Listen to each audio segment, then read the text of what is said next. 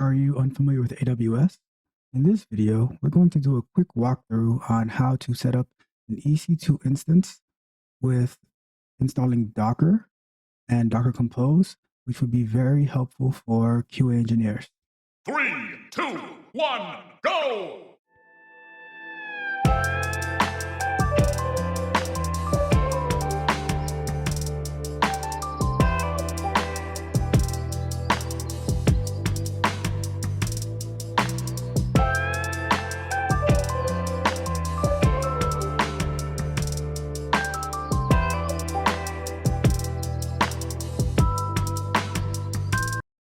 So the first thing we're going to need to do, if you don't have a AWS account yet, go ahead and create one.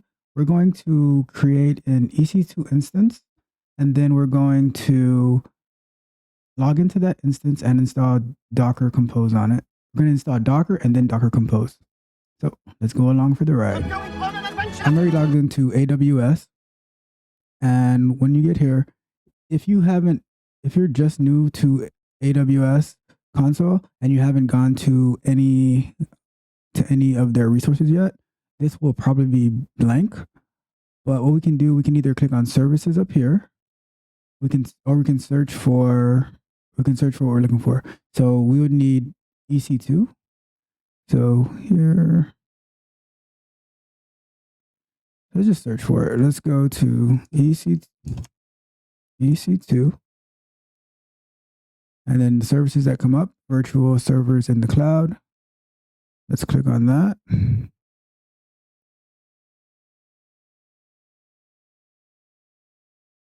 then let's go to launch instance.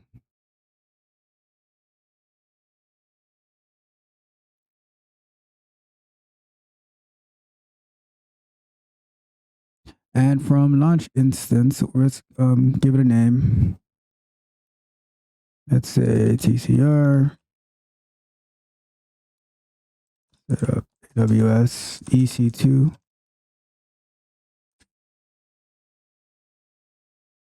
Docker. All right, cool. So we're going to set up an AWS EC2 instance with Docker on it. And when I say with Docker, we're going to install Docker ourselves. All right, so let's keep it with the AWS Linux. Let's do the free tier because just for this sample, we don't need a super huge space. So we'll stick with this one. And we'll stick with the T2 micro. Like I said, all we're doing, we're creating an instance. We're going to restart it, and then we're going to install Docker on it. Not much to it. So one thing that you're going to need to do to be able to SSH into your EC2 instance, you're going to need to create a key pair. The key pair is what allows you to connect from your local machine into the EC2 instance. So let's go ahead and create the new key pair. I'm going to call it TCR AWS EC2 Docker, keeping it as the key pair type as RSA, private key file format as a PM. If you want to learn more about the key pairs and the type of security, definitely something to look into. But just for this tutorial, we don't need to go into in depth. Just know that you need to be able to have a key pair to connect to your EC2 instance via SSH. Let's go ahead and create this key pair. And ask you to download it somewhere.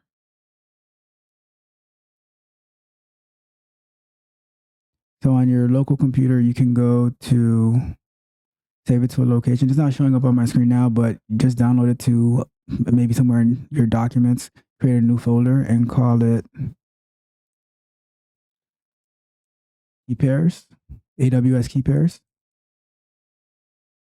That's what I'm doing. All right, so now you save that locally. And now the key pair is saved to your computer. Let's keep going. We're going to create a new security group, allow SSH from anywhere. Like I said, if you need something more secure, feel free to look more into configuring the security groups, but this video is specifically for installing Docker after creating an EC2 instance to install Docker on it. So right now I'm just going to leave it as allow SSH traffic from anywhere, and I'm not going to allow any HTTPS traffic from the internet or HTTP traffic from the internet. Going to leave it as 8 gigs of disk space. And that is it. We're creating only one instance at the moment. So we have the software image is AWS Linux 2023, and the server is a T2 micro. So let's go ahead and launch that instance. AWS is doing its thing.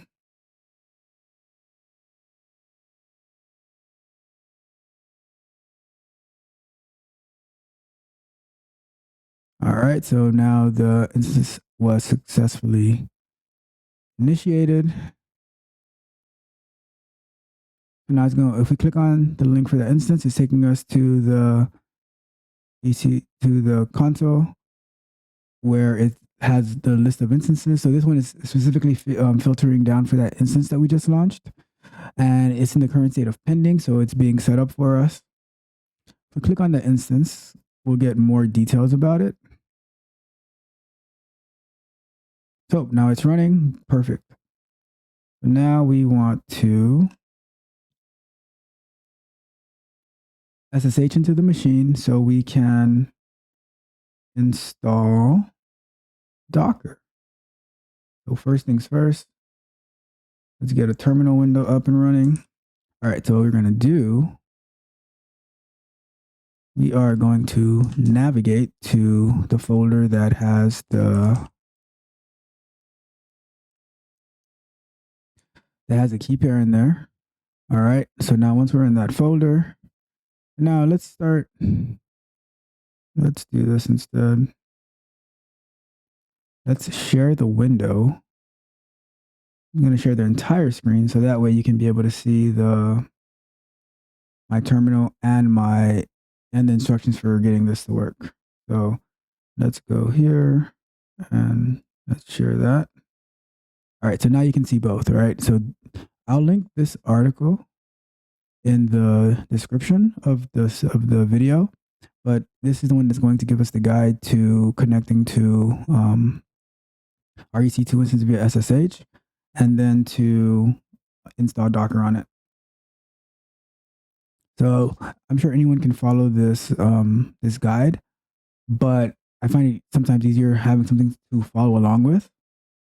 And if you were to have any trouble, definitely feel free to leave me a comment, send me an email, reach out to me, and I would love to be able to help you. So let me get back the terminal window up, and here we go. So the first thing that we need to do, log in to remote AWS server using the SSH command. So what we can do here is let's copy from EC2 instance the public IPv4 DNS. So this little button right here will copy it. And we're going to take that to our terminal window. Actually, so once we have it copied, let's go back to our instructions. Go to our terminal window. And we're going to make this a little bigger so we can see it well. So in the instructions, they didn't put this part, but we're going to do SSH-I, and then we're going to get the name of the key pair. What did I name it? I think it was. Let's see what's in the directory. So TCR AWS is okay. So we're going to do SSH-I, and then TCR, and now we're going to put EC2-user at, and now we're going to paste what we copied here, the public IPv4 DNS. And I keep losing my terminal window. Okay, so now let's paste that in here and enter. And now we need to verify that we want to continue. So let's say yes. Oh, first we need to change the permissions of that file, because like it says here, it is required that your private keys are not accessible by others. So what we're going to do is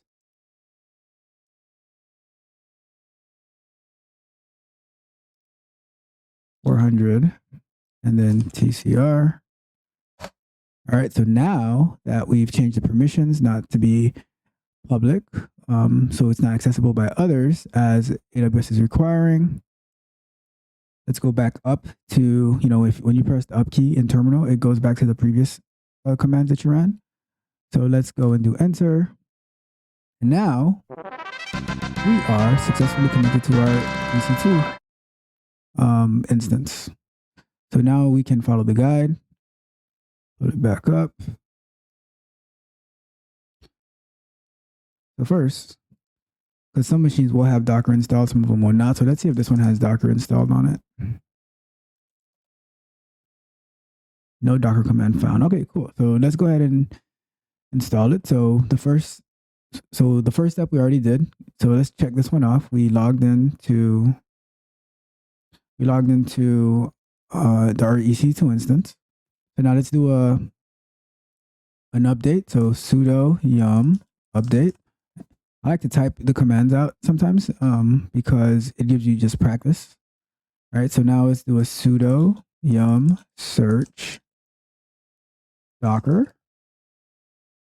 All right, now sudo yum info Docker to get the version information. And all this is like extra, but we're just going through this. But honestly, the step that you really need to, you could actually skip 3 and 4 because we're going to need to install Docker anyways. So now on step 5, we're going to do sudo yum install Docker. And it says it's confirming that we want to install it. The total download size is 74 megabytes. Installed size is 287 megabytes. Yes, we definitely want to install it because if we don't install it, we're not going to be able to successfully complete this this little walkthrough that we're going through. All right, it's complete. Docker is installed. Let's keep going. Now it says to add group membership for the default EC2 user so you can run all Docker commands without using the sudo command. So let's do that. Sudo user mod -a -g Docker EC2 user. You might be saying, Coach Ralph, I don't know what all these commands mean. Why am I doing them? Well, a lot of times I don't know what all the commands mean either, but I can tell you why we're doing it, because if you are a QA engineer and you want to be able to use Docker to in the AWS cloud to facilitate some of your testing, you're gonna need to set this up. So even if you don't know all the ins and outs of like the security and the commands and everything about Linux and the terminal, your end goal is to be able to set up Docker so you can facilitate your testing. So that's what we're focused on right now. So ID EC2 user. All right. And then new group Docker. All right. So now we've got that step done and it's asking us, do we need Docker Compose 2? And the answer is yes, we do need Docker Compose. Of course, you can do like Docker run, install, etc. Docker images, but a lot of utilities that we would use for automation, for example, Report Portal. That one there's so many moving pieces to it that it gives you a Docker Compose file, and once you run that Docker Compose file, it sets up everything for you. So we definitely want to set up Docker Compose. So let's do it. So let's say the first step, sudo, like we did for Docker, sudo yum install. So we're installing Python 3 pip. And it's asking us to confirm. Yes, we want to do it.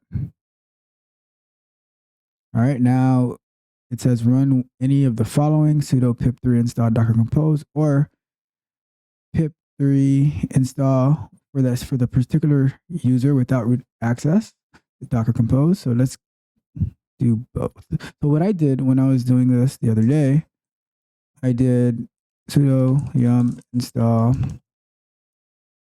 Python. No, we're already doing Docker Compose. This is installing it with root access.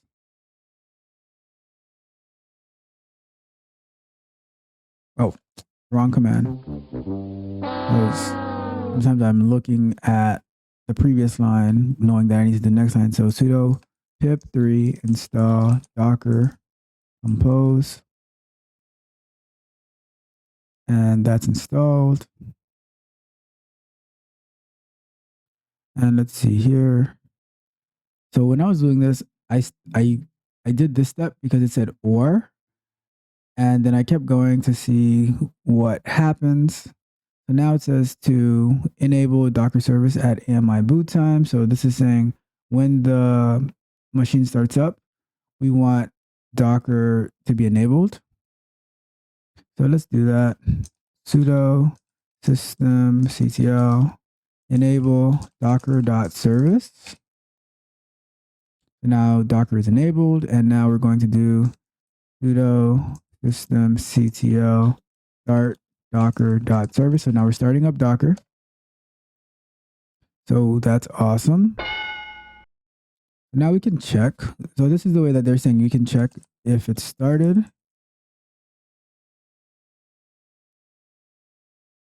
And it's going to say it is. So to get out of this, I just type Q. Another way that I check if Docker is started is I just type in the simple Docker PS command, and it shows me this. So once I see that typing the Docker command, one of the Docker commands, it shows me a response that lets me know that Docker is started. I can also do like Docker images, and it would show me. So there's nothing there yet because I just installed it. However, I also want to see if Docker Compose installed. And it did not. So let's keep reading a little bit. The Docker Compose is installed in USR local bin, and it may not be on your path. To see path settings, run echo command print. So let's do that. Echo path. All right, so we have this path. To add USR local bin path to your bash startup, such as profile or bash, use the export command. So let's do that. Export path equals path colon. And make sure you're typing it all in the same case. Local bin. So we got that. Another option for developers is to find the command to locate the Docker Compose file. Is that. All right, to see the Docker version. So let's check the Docker version. We have that. So now let's see if Docker Compose is going to give us any information. It's still not found. Imagine that, right? And that's the same thing that happened to me when I was doing this. So what I am going to do, I'm going to I'm going to actually run this particular line. User Docker Compose. Let's install that. So we're seeing some action happening. All right. Now let's see if I just type Docker Compose. Something happened. Now we're in business. Docker Compose gave us, so when you just type it in, it gives you all the possible commands that you can do. I do Docker Compose dash version.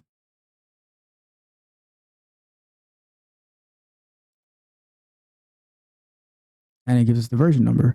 So now we have Docker installed. So now what? So let's do this. Let's install via Docker a very simple utility, just so we can see that this is actually working, right? So let's do this. We're going to go to Google, and we're going to search.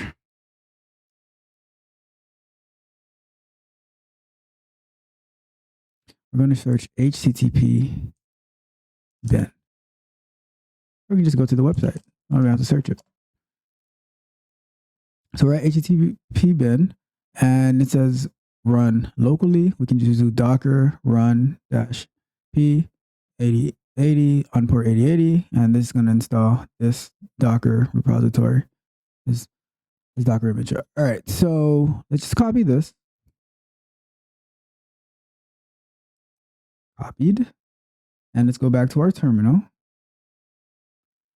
And if it's on port 80, we should be able to access it by going to the URL of our AWS instance and accessing it after it's installed. So let's paste that in here. Docker run -p on -p is for the port on port 80, and this is it's what's going to install.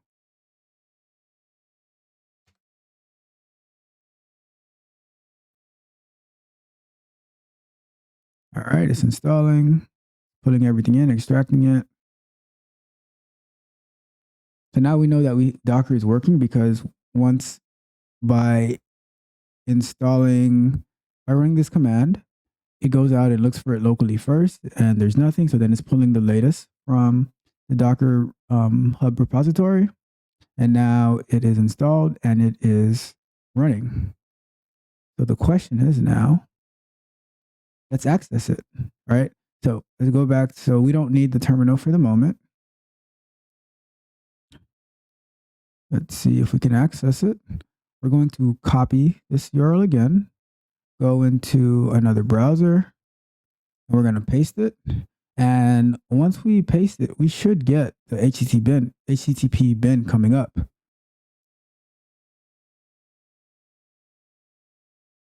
Uh-oh. What's going on? It's not working. All this for nothing? Oh, crap. Wait, no, that's not it.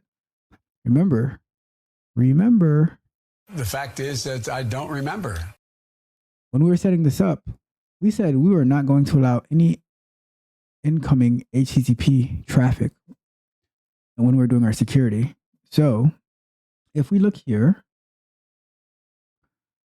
we can go to security in our AWS settings.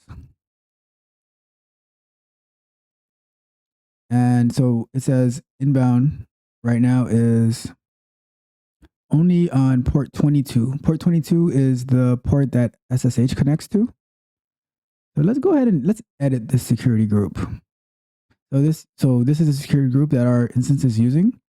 When you create it when creating an instance and you have the launch wizard do it for you, it's going to give it some type of name like this. So let's just click on this security group with this ID. And we're going to, so this finally stopped trying to load, and it says the site cannot be reached. Okay. But we know why now, right? All of this was not in vain. All right. So, and this is the beauty of the work that we do, as whether it is a software engineer or quality engineer. We research, we figure out problems, we get stuff done, right? So let's go back to our EC2 management console, and we're in our security group. And here's what we're going to do. We're going to edit the inbound rules. And we're going to add a rule.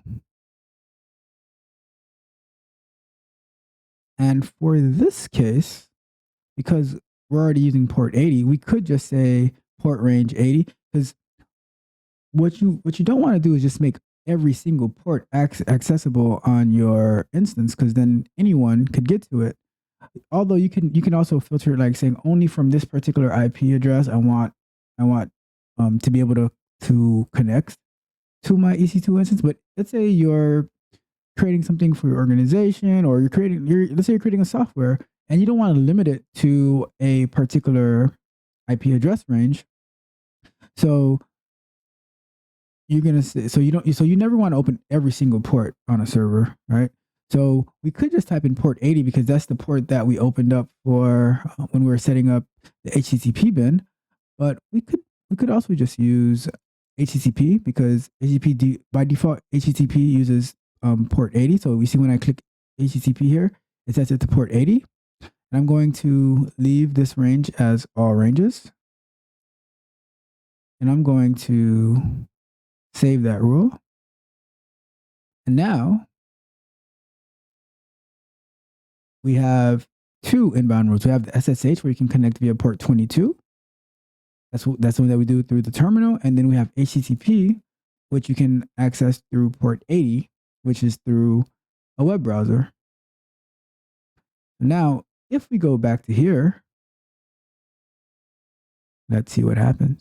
I'm going to click reload. Oh, I didn't even have to click reload. It just automatically tried. And look, we have our own instance of HTTP bin. And this little tool, HTTP bin, is so valuable for testing APIs or even building APIs. Or if you're building a framework, I've used this to send requests and get responses when I'm creating automation frameworks. When I'm working on the API portion and I want to do some integration tests with my API calls, I can spin up a Docker instance, and because I don't always want to go out to the internet and use HTTP bin's website. One, I don't want to be required to have internet connection when I'm running my unit test, and two, I don't want to.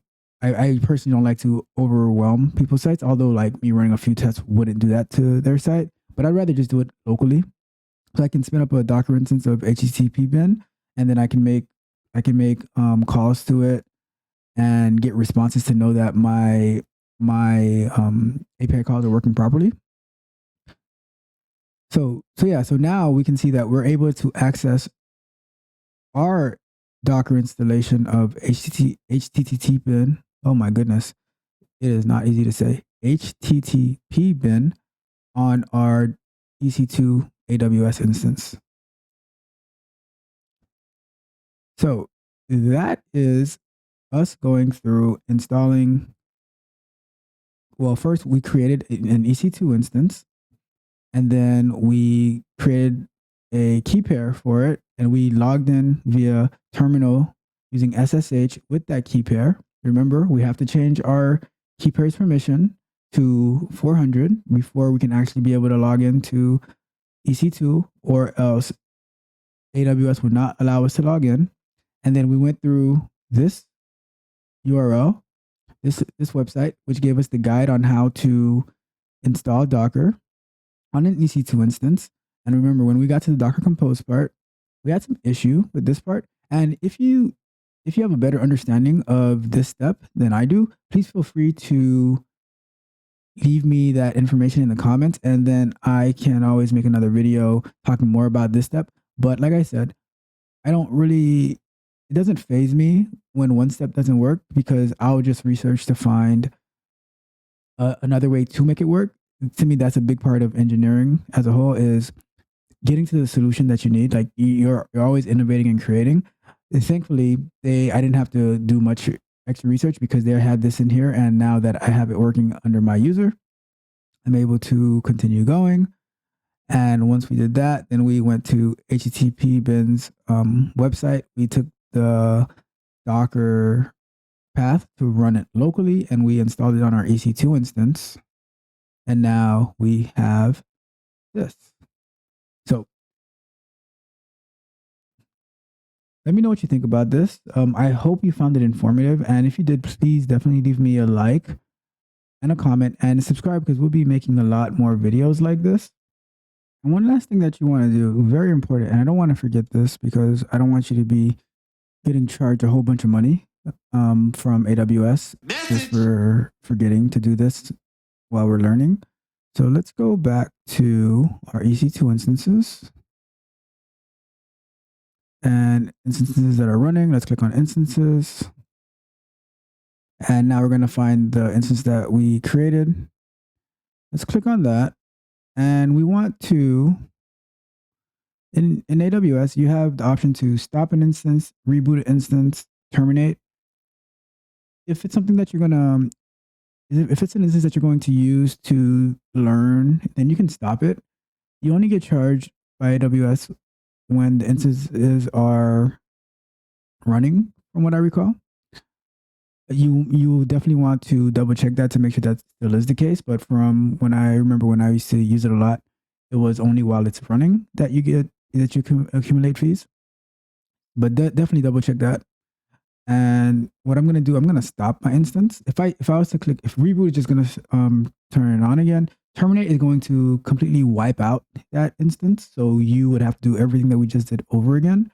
Compared to when you stop it, you can start it and then you can just log in using your key pair. So I'm gonna stop this because we don't need it anymore. And now it's going to send a stop command to the instance. And then eventually this will change from, on the instance state, it'll change from running to stopped. I'm gonna click here to see what's going on.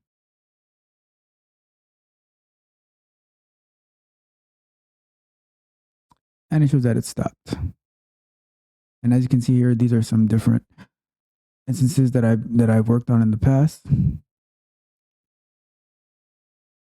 So it's stopped and we are good to go. Oh, that was so close. If you found this video informative, please leave me a like, leave me a comment.